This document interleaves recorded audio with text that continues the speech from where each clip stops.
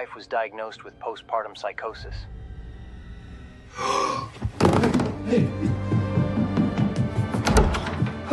Hey.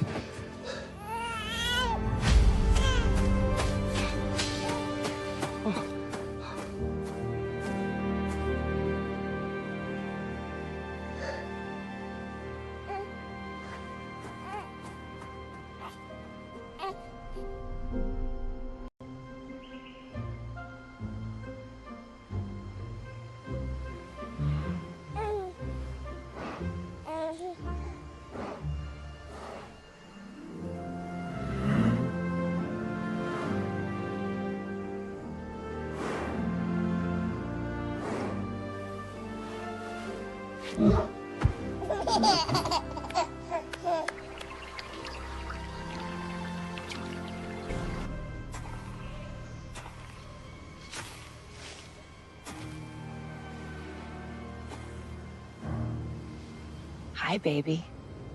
Mommy's home.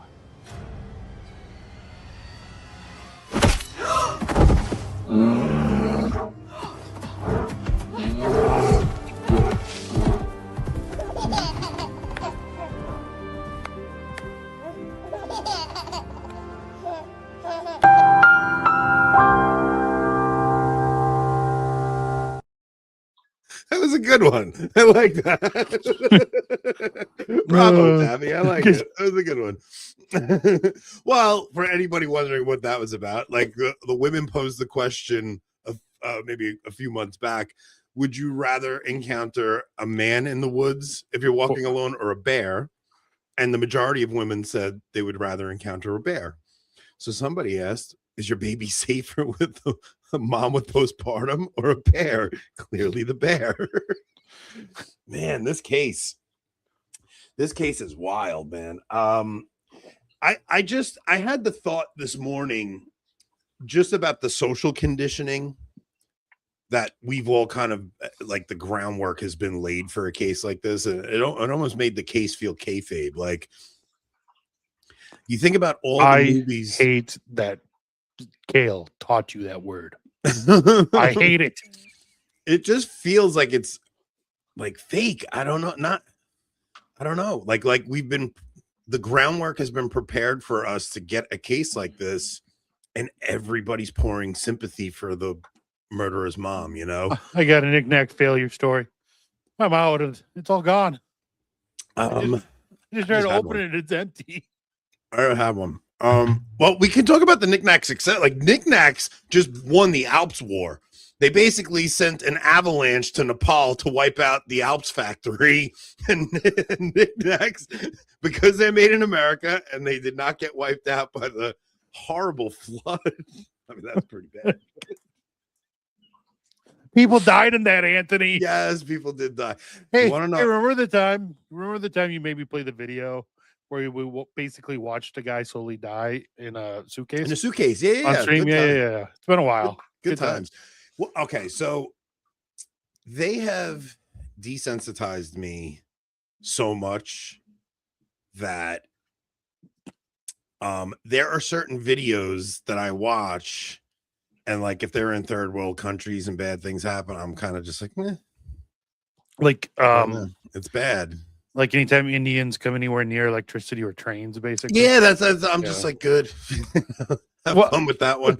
You know, I know it's awful. It's you don't mean good as in it's good. You just, it just kind of just, I don't know. Like, I don't know. It's just, I'm unfazed by it at this point. What's crazy about those videos with that flood, though, is just the absolute lack of survival skills of people who just want it's like, you know, I bet all the people who died for the gram. Like, they wanted to get video of the flood coming and didn't realize there was that second rush coming behind. So they're like, oh, let me get my camera out. And they're just sitting on the edge of the shore as the water's coming down. And then that wall of water just comes down and wipes hundreds of people out. I mean, it's wild. We have some videos we'll play over on the other side. I mean, I think it more largely is like, it like breaks their sense of, it breaks.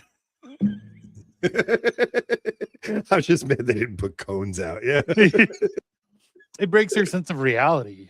I think, like, for most people, you see, a literal, cartoon tidal wave sized wall of water coming at you, and I think you just don't believe it, especially because, I mean, most of these people are, Nepalese, like, mountain people that have never seen the ocean, Yeah. ever, or traveled more than a few miles from their home. Is And the suddenly now official there's story they're telling legit? That they're saying there was like a 4.2 earthquake, and it no. that's not what happened. No, what they first thought was an earthquake was actually a glacier collapsing. I thought Right, the so- earthquakes like caused the glacier to collapse, and there's like a lake up on top of the glacier, and when it collapsed, it just. But now they're just saying it was just the ice and debris crash. The glacier collapsing shook the ground enough for them to feel it as an earthquake. Registered as an earthquake. But yeah. the glacier collapsed, which basically is like half the size of the mountain that was above this lake, collapsed into the lake, and of course it brought a ton of water with it too, and ice and debris. So some of the scenes are just horrific. We'll play them on the other side, but at the other end of the lake was basically almost like an earthen dam. I mean, a natural one, but like an earthen dam, and the collapse of the glacier caused that dam to collapse, and suddenly you have the entirety of this lake, which was a few hundred feet above this valley, now rushing into the valley all at once. So. Yeah. So, well, go to knickknacks.com. Bring the thing up. Go to knickknacks.com. Use code AB25% for 25% off your first purchase. Use code AB10 for 10% off all subsequent purchases. At least their production will never be affected by cartoonish third world catastrophes. No. And Knickknacks is a nicotine product. Nicotine is an addictive substance. Oh, Ryan, you just missed the greatest knickknack ad ever. Oh my god. So, but in all seriousness, pray for everyone that's pray for everyone there, because there are hundreds of people missing, and it's got to be nearly a 100%. Yeah, you don't people don't realize the strength of moving water, man. It's just there's no. Well, did you see that house size? It had to be at least house size boulder that was being pushed by the waves. No. Oh, dude. Oh, hold on. I think we should. I think no. Let's do flood stuff on the other side. Let's do. Yeah, we'll do all that on the other side. And then Black Monk Rosaries. Go to blackmonkrosary.com. Use code Avoiding Babylon at checkout and get 10% off your Black Monk Rosary. People do need their prayers right now. If you ever see a wall of rushing water coming at you, you better have a Black Monk Rosary to pray on. I got some good St. Monica Novena stories to tell on the other side too. Some new updates. So go to blackmonkrosaries.com. We're gonna this is a joke, right? The defense of the Lindsay Clancy trial tried to has to be a joke. To the stand as a relationship. Okay. All right. Well, what's interesting about the case is closing arguments were had today. Should have had Hitch for not to discuss the play. So the closing arguments happened today, and the defense kind of dropped the ball, and the prosecution brought their whole story together. And it was kind of amazing to watch, where the prosecution basically, because they were kind of all over the place throughout this trial, but in the closing arguments, they brought the whole story home, which kind of left me not as hopeless. Blackpilled? Yeah, not as hopeless about this trial. So I think, if you'd have asked me before the last show, I'd have said, man, this girl's getting off. Like that's it. But then we did see that one doctor come on, and he put some compelling testimony about his altruistic filicide theory, and that's kind of the theory that the prosecution puts in at the end. Now, the interesting thing about this is everybody's saying the jury's made up of 9 women. And everybody's like, oh, we're cooked. That's 9 out of 12 of them are women. But man, the modern state of men, like, I kind of feel like men would be more merciful to this woman. Men would be like, she's already in a wheelchair. The woman had it hard. Where women, look, there's 2 impulses of women. One is like this, insane level of empathy where they just, but the other one is merciless. Like women are merciless, especially against other women. So if you get a couple of good mothers on that jury that like the thought of harming their children just appalls them. What they really needed was like Latina women on that jury. Just merciless Latinas. Some of those Latino women candle wax, burn candle wax on their kids. Oh, that's right. Yeah, I saw that video. I don't know. Those are the ones I worry about. No, you get a couple of good mothers in there that like the thought, because you have to realize we didn't see what they saw on the jury. They saw the most horrific photos of these children. Like the description of some of them. Like this woman did some stuff to one of these kids that like his eyeballs popped out of his head. Like that's how harsh she was to these children. And then she had to chase the other one who witnessed it and the whole "I'm sorry, mommy" thing. Like they heard the phone call, the 911 phone call from Patrick, and everyone who heard that phone call just said it was the most distressing 3 minutes they ever heard in their life. Like the father just like wailing out in agony. And it's, I think that there's a good chance there are some women on there who can see the case the prosecution put forward, which is that this woman had enough. She was done. And she, in her mind, thought the children would suffer without her. And she thought it was best to take them out before she went and attempted her offing herself. So, I'm not saying none of them are good mothers, but look, I don't know. I don't know what's going to happen, but we did address in the last video what would happen if she's found not guilty. She will be committed. Like she's going to be committed. Yeah, that means nothing though. So the jury can recommend something that they think. The jury can recommend like, we think 10 years in an institution before she's even able. So like the jury does have sentencing recommendations, and then she'll be up for review after whatever period of time. Now the judge could overlook whatever they say. The judge is essentially responsible for sentencing, but I don't know. I look, we didn't get a verdict today. I don't, like Rob, you said before we got on the show, a verdict today would have been not guilty, right? No, guilty. Oh, a verdict today. Yeah. An instant verdict would have just been guilty, right? Yeah. Where if it starts stretching into tomorrow, that it's the longer it goes, man, I don't know. We'll see. Like there's a lot for them to go over in this case, but like the chances of a hung jury are very high. Yeah. And what does the state do at that point? Do they retry the case? Do they take it? Do they prosecute it with different charges? Like, I don't know. What I found about the trial today that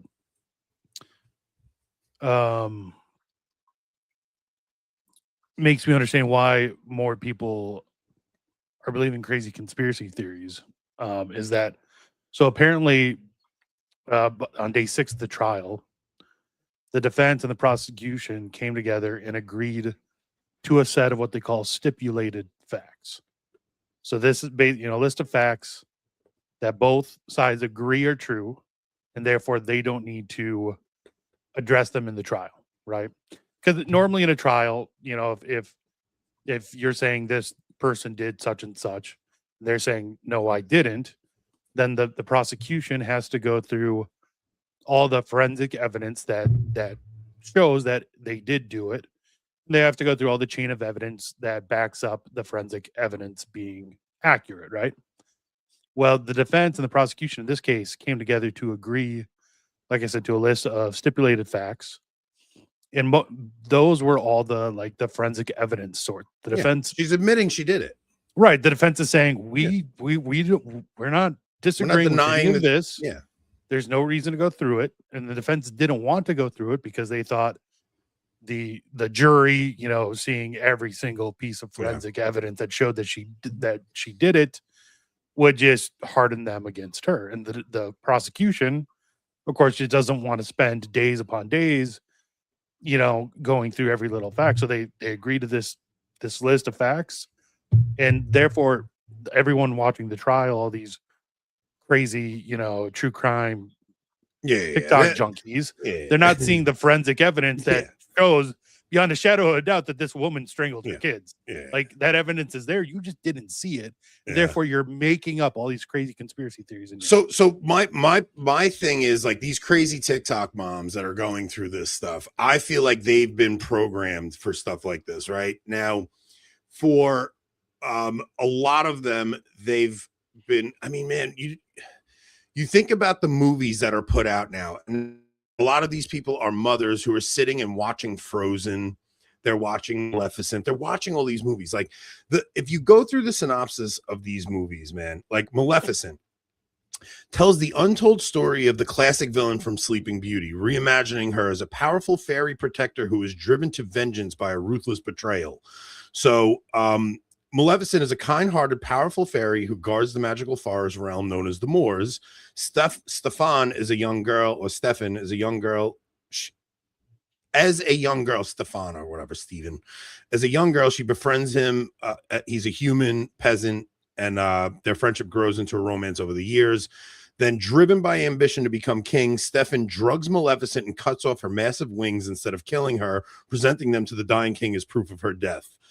Devastated by the cruel deception, Maleficent hardens her heart, turns the Moors into the dark shadow realm, and vows revenge. This is why all these women are blaming Patrick. like in their mind, Patrick, even though Patrick had nothing to do with the deaths of the children, like in their mind, he's the perpetrator, and they want him to pay. If you go into Frozen, somebody posted today, which I thought was pretty interesting. They said, watching the New World Builders documentary on Disney Plus, the segment with the director of Frozen is really interesting. She talks about how Elsa was originally intended to be a villain, but they couldn't stop empathizing with her. If you go through this song, So who do they make the villain instead? The male love interest. Yes, so Maleficent, the male love interest, is the problem. In Frozen, the same thing. They're conditioned by all of these stories. Wicked is about the Wicked Witch of the West, who we've always known her from The Wizard of Oz as the Wicked Witch, how she was bullied as a kid, and the same thing with the love interest. The love interest goes for the other chick, and and it's it's this dynamic of hostility between men and women. The romantic angle of it is always thrown out the window, and the villain is then shown empathy, and the villain is really the good guy. It's like this warping of the conscience where you just see the villain as the good guy, and it's been a conditioning thing that's happened for the past like 40-50 years. Now, I said I thought this is like a product of these women watching these stories, but you think it's these stories are written by women like this, right? I think these stories are I think they are being used to condition, knowingly or unknowingly probably by the women doing it, but knowingly by the by the demons who are influencing them. But they're being used to condition the younger generations now. But I think the stories themselves are projections from the women who write them, I'm sure. I think feminism is definitely just like a virus that infects the minds, right? I mean, there's also like this crazy push for this. I mean, you watched how many but why is there a crazy push? Like, sure, we could come up with we can say the people at the top are doing it as part of some conspiracy, but I mean, Rob, it's not financial, though.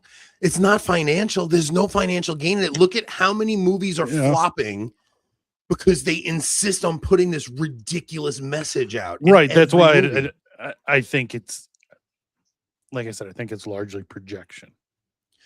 I think on the people actually creating the stuff, on the people pushing it from behind and financing it. I don't know, But dude, you have to think about Disney, right? Disney has completely tanked their brand with the woke garbage. Like every movie they put out just flops because they push the stupid girl boss narrative, and people are so fed up with it they don't even go see it. They put the DC universe destroyed themselves with the Supergirl thing that just came out. They know these movies are going to flop and they still insist on pushing them out. It's like the message is more important than money, and that's crazy to me. Like you would think they have more money than they could, like money's never going to be an issue for them. You know what I mean? No, but like after a certain amount of losses, there has to be some coordinated effort at the top that says like the message is too important. We don't care. We're willing to lose $1 billion on a movie here. They definitely lose money on the production of the movie itself. But what they get instead is look at who goes to Disney World right now. It's not children. It's not families. It's millennial. That's crazy, right? You know, it's these crazy. What do they call crazy Disney adults? Disney adults, the Disney adults. There's like mentally ill liberal women, largely for the most part. And I don't mean liberal necessarily like politically. I mean like you know what I mean. But and they're spending way more money at Disney World than families ever used to. Yeah, but I still think the Hollywood angle of it is separate from Disney World. You know, it's like so. Bobby says it's both. The people writing it are projecting their own insanity. The next generation is raised on them, and then it becomes more delusional and write the next movie. It's like it's this never-ending cycle, right? This is kind of why I liked the Odyssey, though. Like the Odyssey, because they had another version of the Odyssey. It was called The Return. And it had what's his name? It was the guy who played Voldemort in Harry Potter.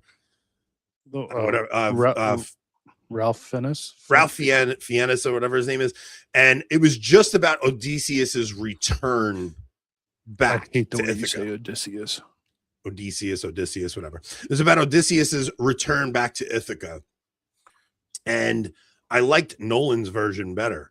Because this other version, it was just terrible. It's like you can play that story out in several different ways, but the Nolan version at the end, the king comes back, restores order to his kingdom, and he installs his son as the true heir, and he goes off with the girl at the end.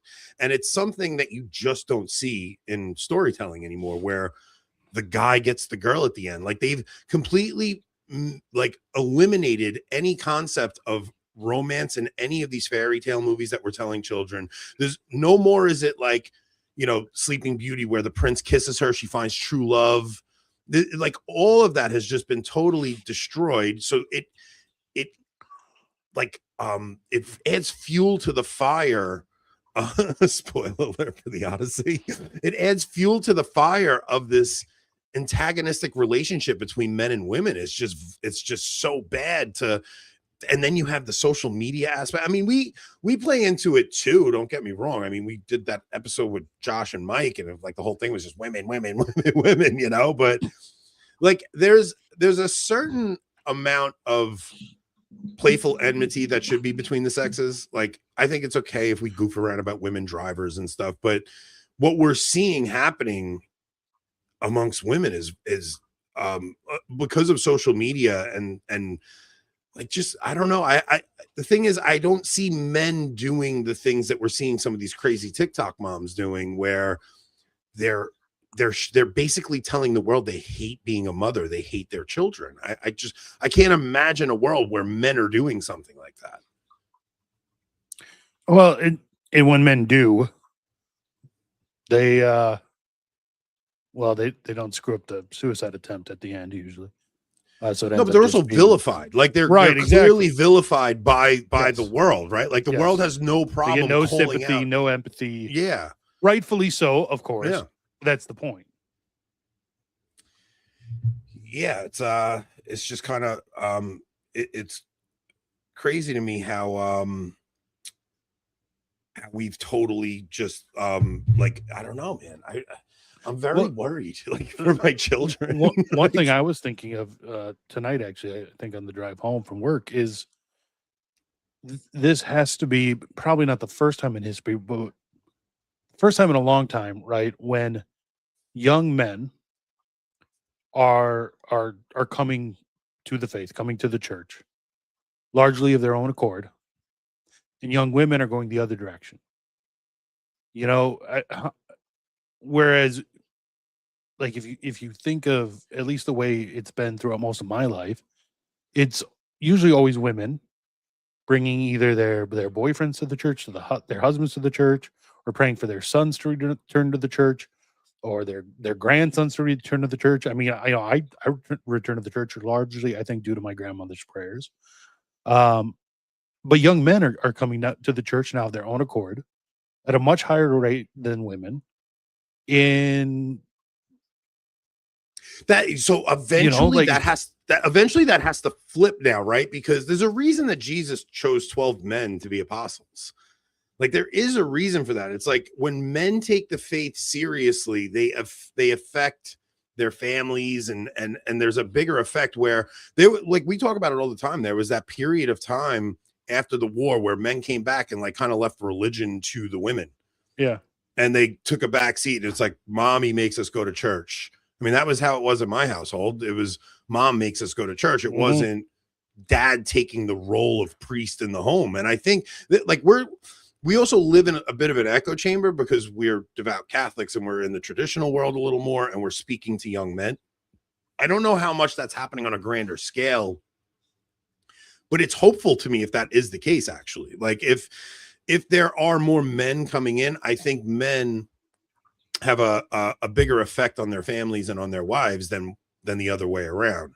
Well, I mean, think of the more prominent conversions of young men you've heard of recently, who they were, what form of Christianity they convert to, and compare that to the more prominent women conversions you've heard of recently, who and what they were and what they converted to.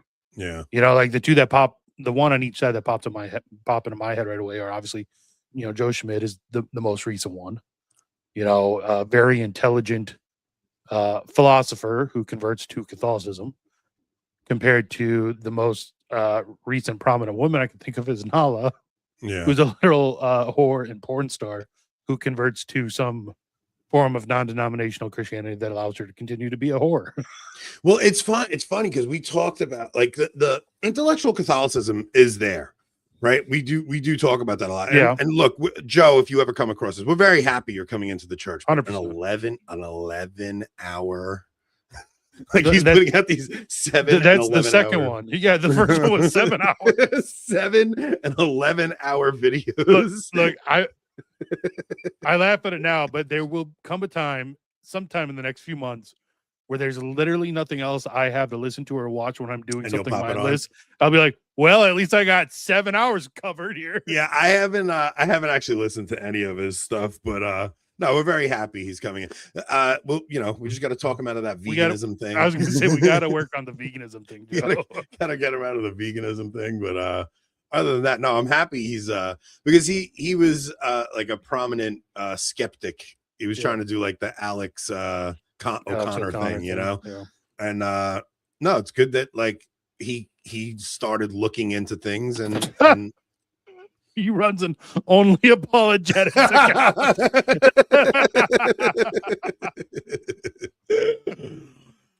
Well, the thing is, the new convert, they come in, right, and they're just on fire, and they just want. I mean, that's a good thing. It is a sign that, like, I'd say. I mean, he is a revert, but yeah, I know he's a revert, but he's essentially, that. No, either way though, like, I was a revert at one point too, and when you first come back to that, you're just on fire, and you just want to tell everybody, and it's good in a way, and it's also, be careful jumping right into the spotlight with this stuff. Yeah, especially when you were I mean, he's really been put into the spotlight. Yeah. And the atheists and the evangelicals are freaking out over it. It's kind of interesting. The evangelicals are basically coming out and saying he'd have been better off as an atheist than to be Catholic. It's so insane. But yeah, just to get back to just the brainwashing that people have been formed under. Hold on, I want to pull this up. Hang on. So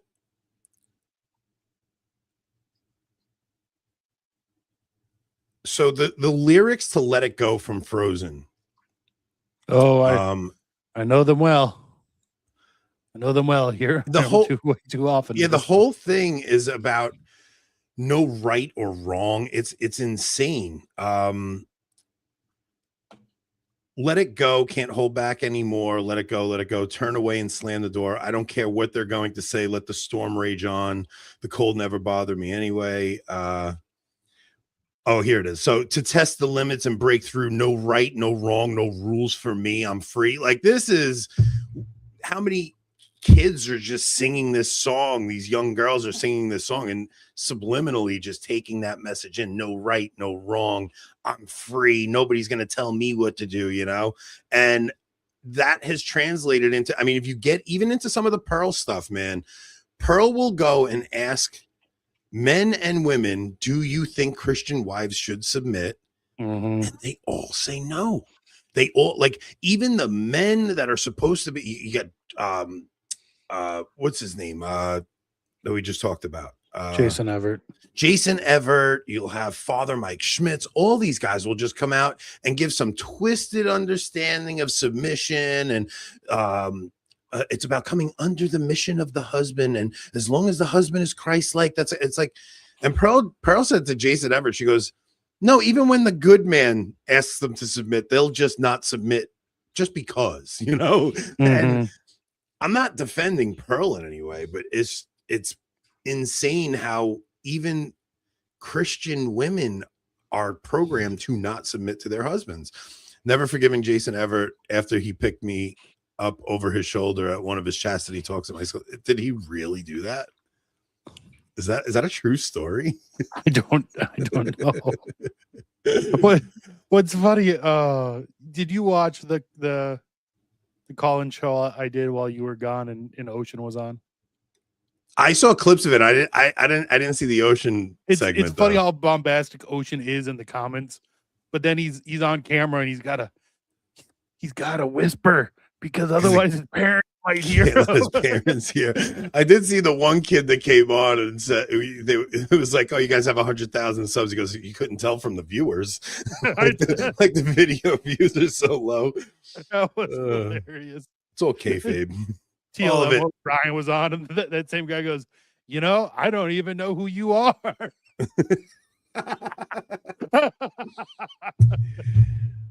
Well, you know what it is. I see what the other Catholic podcasts are talking about. I just don't care to do it, right? Like everybody right now is going nuts because Leo said the Nova, like he's giving a catechesis on Vatican II, and he's talking about how the Novus Ordo liturgy is about participation. Everybody, Leo said that there was no participation in the Latin. And I just don't care. It's like, what did you guys expect? Yeah. Why is this a news story? I don't know what to do. Yeah, because exactly. Can we talk about Vatican II and the SSPX, please? Look, there was a good interview with Catholic State and E. Michael Jones. I thought that was a good interview. Because EMJ has some interesting perspectives on Ratzinger and Vatican II. I did enjoy that. But when you're talking about like liturgy wars and stuff, I kind of see what happened with Cavazos, and I saw his post the other day, and I'm at a point now where I'm just doing what I can to live out my Catholic faith. Like I do have a Latin Mass. I know it's kind of selfish of me.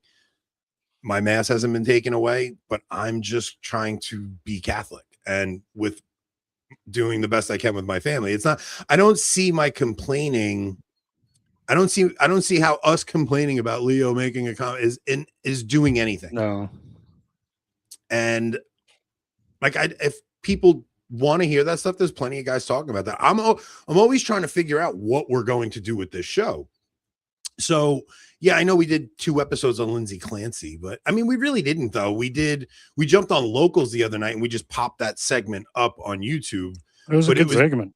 I thought so too. I thought it was just an interesting conversation between us, and it's kind of all that's in the news right now.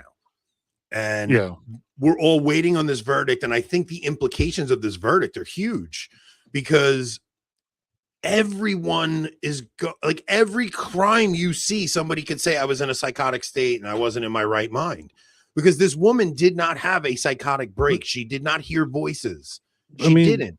Yeah, look at the murder of Arena Zayutska or whatever a year ago. Yeah, that didn't go to trial because that guy was he's just committed. Supposedly insane. And none of us had any sympathy for that guy. No. I don't even remember anyone going, "Oh, he was," But we are in a time where, first off, the SSRI thing is an issue, right? Yeah, I don't think it really played much in this case, honestly. But yes, it is definitely an issue. It's an issue, and like the pharmaceutical company should not be let off the hook with this stuff. Like, no matter what Patrick Coffin says about video games being the thing that ties together all, I mean, there's not a more boomer take than that. But anyways, SSRIs are actually the one thing that tie together all school shooters. And they've all been on. SSRIs and porn are two things that like destroy people, but 100%, like the side effects on the side of on the every commercial for a pharmaceutical thing you've ever seen, they have the people running through the field and they're all happy, and it's side effects may include suicidal ideation, murderous thoughts, and blah, blah, blah, and they run through the gamut of all the horrible things that can happen from these things. So it's definitely a factor in this case, and I don't think the pharmaceutical company should be taken off out of the spotlight. But that doesn't release the reality of what this woman did. Mm-hmm. I mean, it just doesn't. There's no excuse for a mother to do something like this in such a horrific fashion. I'm sorry. So I it's just, we have an entire culture that is pumped up on these pharmaceutical drugs. We were talking about if the end of the world did come, if there's even like a major crisis event where pharmacies production, because we get everything from China. If we moved all our pharmaceutical production to Nepal and India and it got wiped out by flash flood, something like that. China does produce all of our pharmaceuticals, I'm pretty sure, though, or majority of them. Well, so we're really lucky then that Israel produces all of the trans hormones. We're going to talk about Israel on the other side too. I'm sure we are. We have Jewish space lasers are a reality now. Okay. And I had a thought the other day that what if Israel actually defeats Iran and they control the Strait of Hormuz? They basically have the world by them. They don't have the population to You don't think so? I mean, the only way they could actually defeat Iran would be like a nuclear weapon, some technological phenomena. Well, but they don't have the population to hold that sort of landmass. Okay, yeah, I don't know enough about the region to know that, but I mean, Iran is a huge I wouldn't worry about them right now. Could they close the Strait of Hormuz?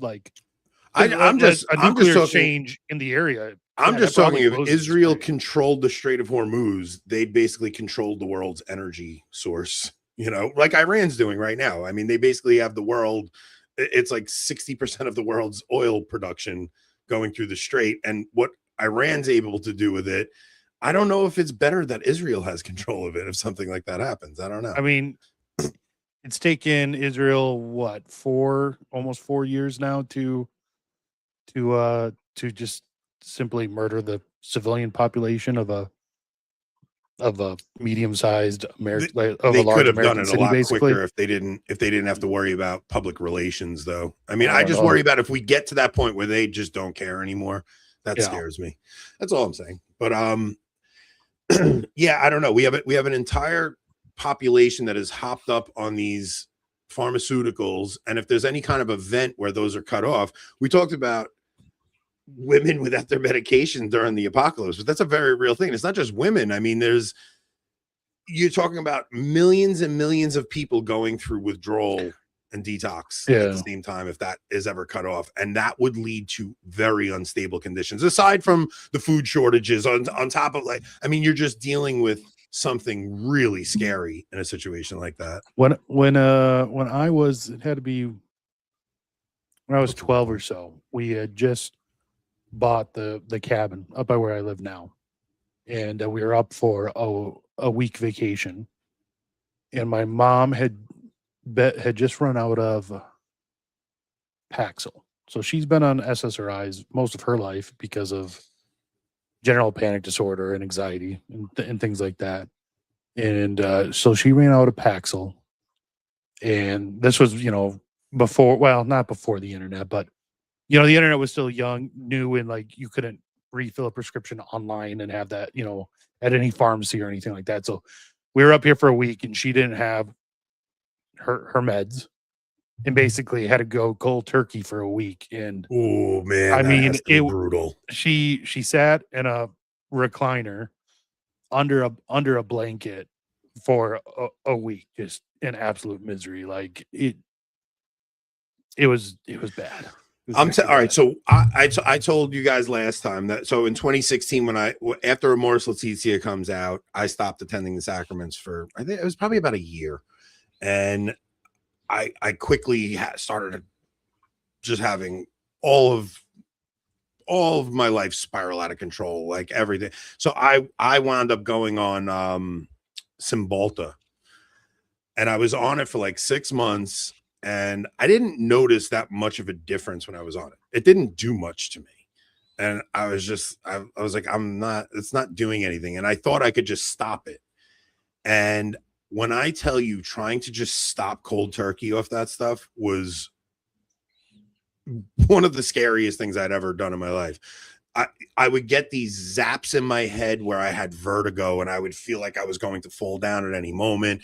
It was like, rages would come up in me. I would lose my temper. It was just like unnatural. So I wound up weaning myself off without doctor's help and just taking the bare minimum I could every time I started feeling those zaps. And it took probably about a month to finally wean myself off of them. And I swore I would never touch anything like that again. And going on them didn't have much of an effect. Coming off of them absolutely did. And I don't know. I just think if you had millions of people experiencing that at once, man, you're talking about people spiraling out.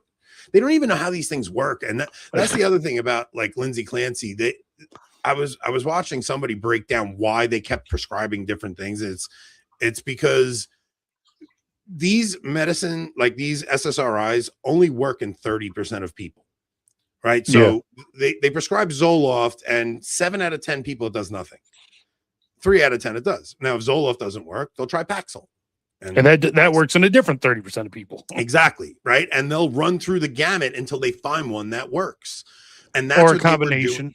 Or a combination of them. And that's what they'll do. So it wasn't even, I'm telling you, when I first saw that story, I was just like, this is insane. I can't believe how much stuff they're prescribing. But it's kind of normal what they were doing, where, especially when you working, jump from doctor to doctor without telling them what else you've been prescribed, because you're looking for the benzos and not the, I just, man. Well, now we know that the whole theory of imbalanced chemicals behind depression was nonsense. Was, at least in many cases, nonsense. Yeah. We now know that the theory we had about Alzheimer's is also not true. Like, we're finding out all these ideas we've had over the last half century about how the brain works, just completely BS, Yeah, what it is products like Zoloft have a low toxicity in them, and I think they discovered it not even trying to do it was kind of like penicillin was found on moldy bread or something, but whatever. They found that it like worked in a few people, but there was a very low toxicity rate. So there was very, very little like side effects so doctors just started prescribing these things at an insane rate. And once one company comes out with one, then you get the other 10 pharmaceutical companies all come out with their version of it, and they basically just flip through all these things with people. It's kind of nuts. But yeah, I don't know. I don't know what we do from this point, because they have the whole country and basically half the world hooked on these things at this point. It's a lose-lose situation. Do you start? I don't know. I don't know what to do with it. But yeah, the whole thing that we've gone through for the past 75 years has just been one demoralizing thing after another, and it goes into our storytelling and the medications they're giving us. And I don't know, man, what does the future look like? It's scary. I don't know. You know, it's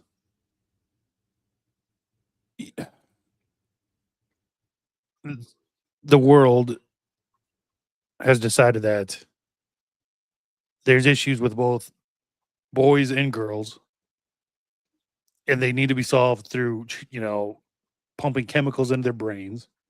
With with women, it's SSRIs and things like that.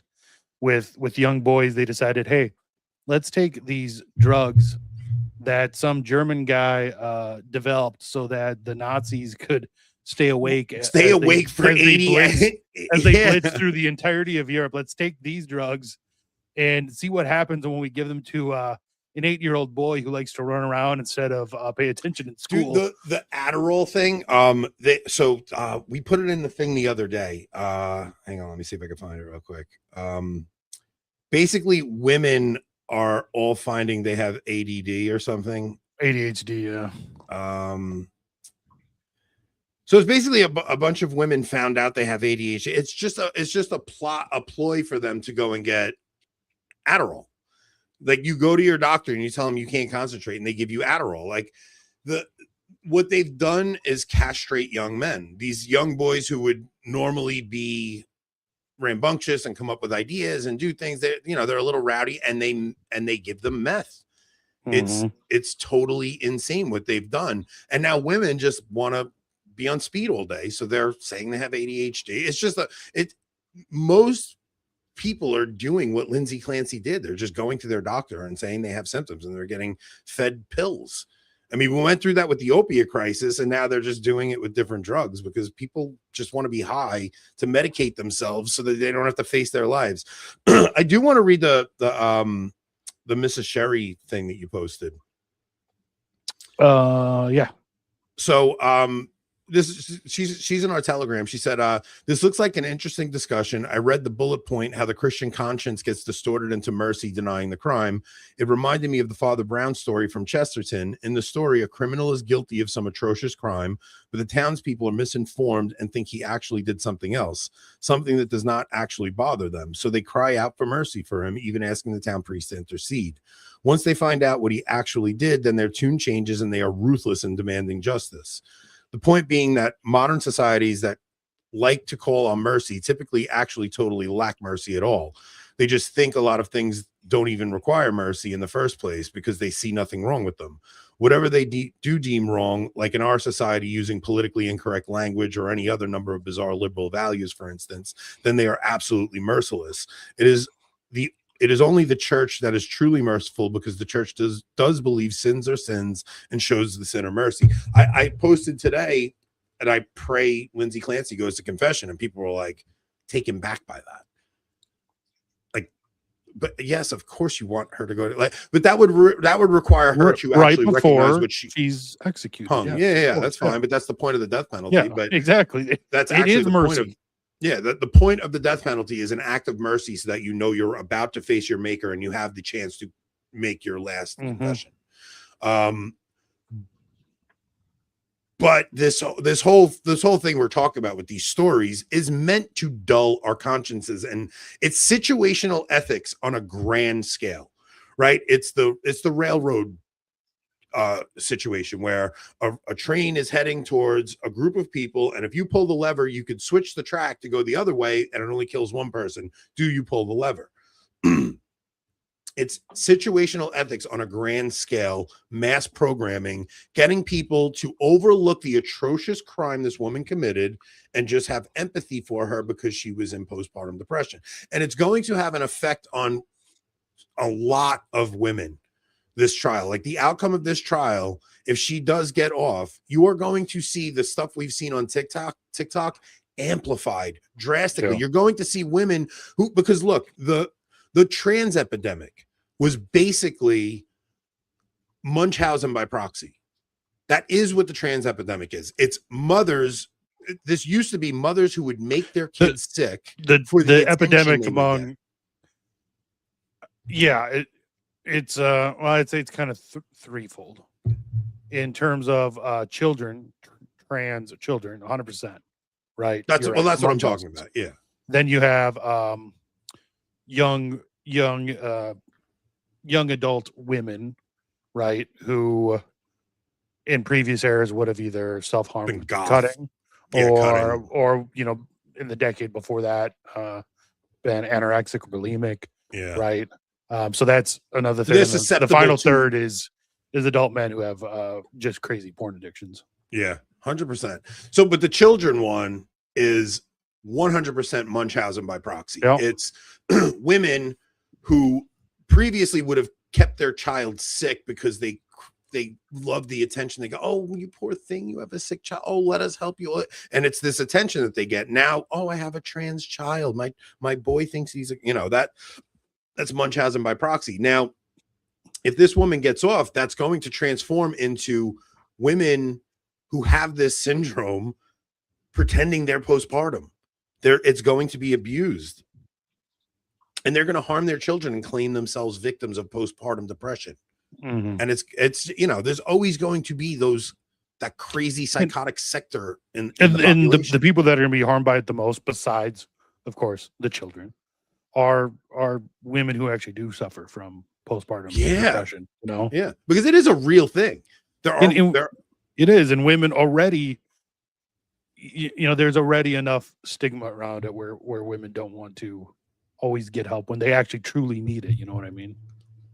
That it does have to be a difficult thing for a woman suffering postpartum, because you're supposed to be so happy that you just had this child and you're supposed to want to be around that child, and there's something off in you and you're having a really difficult time with it, and it doesn't match to what it's supposed to look like. So it probably is very difficult for women who are truly suffering from it to then want to even tell anybody that they're suffering from it, because you're basically admitting you don't want your child around because it's too much for you, things like that. But yeah, man, we're in for some really wild times ahead with this stuff, because social media just compounds all of this.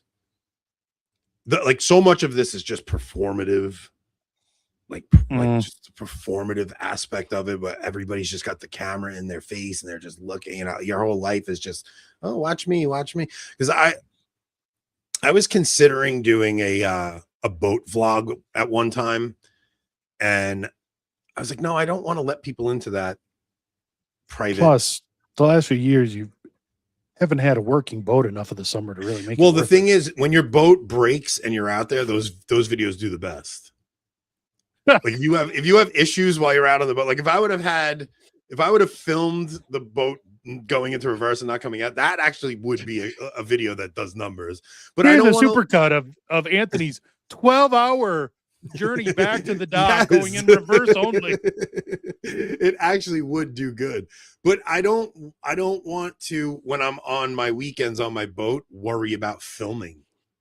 Yeah. I just don't. It just doesn't. It seemed like it would take the enjoyment out of the experience, because I watch a couple of guys who do like boat tube, and they make it seem like their lives are so exciting. Look what I'm doing on my boat. No, you're literally worried about what your next video is going to be, and you're constantly worried about content and filming and finding something interesting to turn into a video. I just would never want to do it. It's hard enough to do what we do, where we have to come up with a topic to sit and blast 2 hours on. You guys have no idea. It is tricky. How annoying it was today to sit there at work, and every 2 to 3 minutes, my phone buzzes with a new random article or tweet that we probably won't get to. Message, Yeah, we're not going to get to any of it, but I want to have ideas in the bank in case we hit a lull in the conversation. So I have, like, we're going to do most of that stuff over on Locals tonight, but I have a bunch of things that we're going to talk about over there. But you have to keep a conversation interesting. You have to have another thing to jump to and a segue into this. And, you know, it's not easy to do that. People, you know, if you ever do a boat vlog, you need to dress up in the fancy white pants, the blue sport coat, cardigan. The ascot. That you got to look rich as heck just to troll Chris Jackson. We he is the worst. We do have to cover this. Woman's church membership gets terminated for leaving her husband and children to shack up with another man. So I put that in there. So a woman, the church returned her donation. She sent like a $500 donation. So this is what they wrote to her. They said, "Dear Brooke, this letter is to inform you that it was unanimously decided." Oh no, my power went out. Oh no. All right, nobody's home. I have to run upstairs. And I can't do it. I've already done the look. So switch over to, all right, you know what? We'll do this over on. Oh wait, somebody's home. Somebody's going to turn it back on for me. Hang on. Somebody's home. Who the heck did that to me? They must have turned something on upstairs. There we go. Okay. Just give it a second, guys. Getting power back on here. That wasn't too bad. First off, I just want to point out this has got to be a crazy church. Islandton Church of God of Prophecy. Holy cow. Like that's got to be a wild crazy group.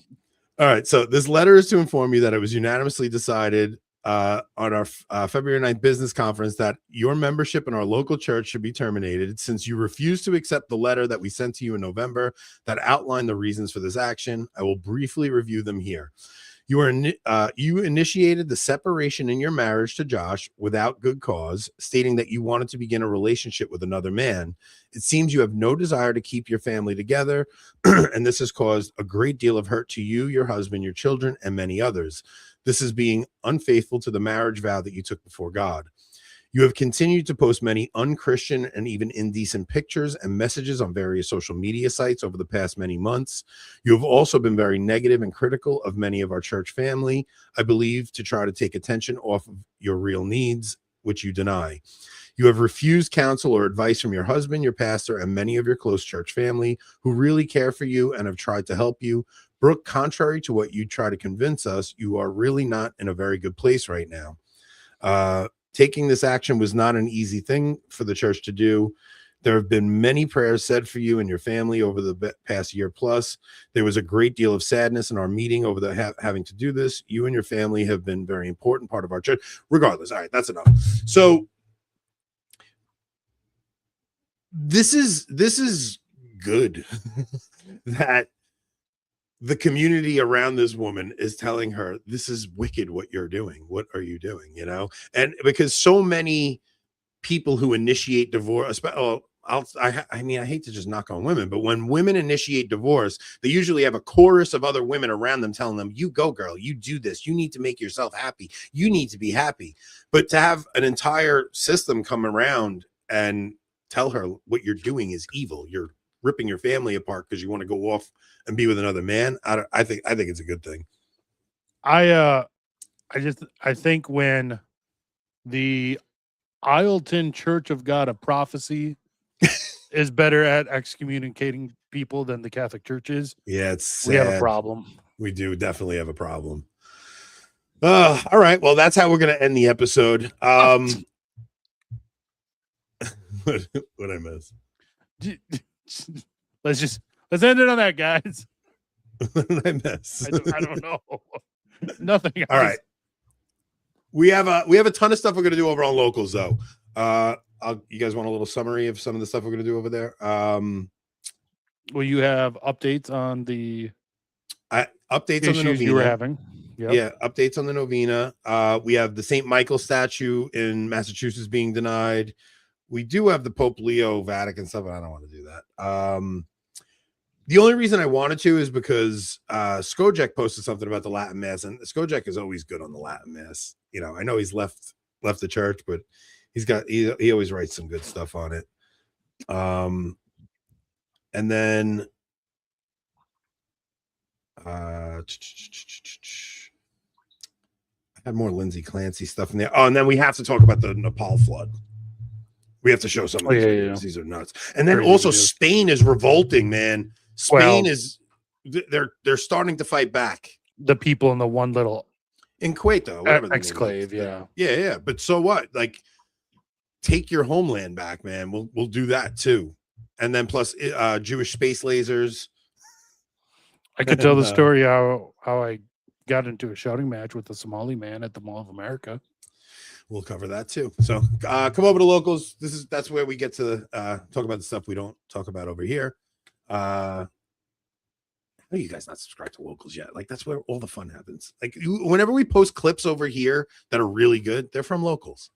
We give you guys like a little taste on occasion because we want to drag you guys over there. But come on, get over there. We will see you guys on the other side for those of you who are not cheap. And to the rest of you,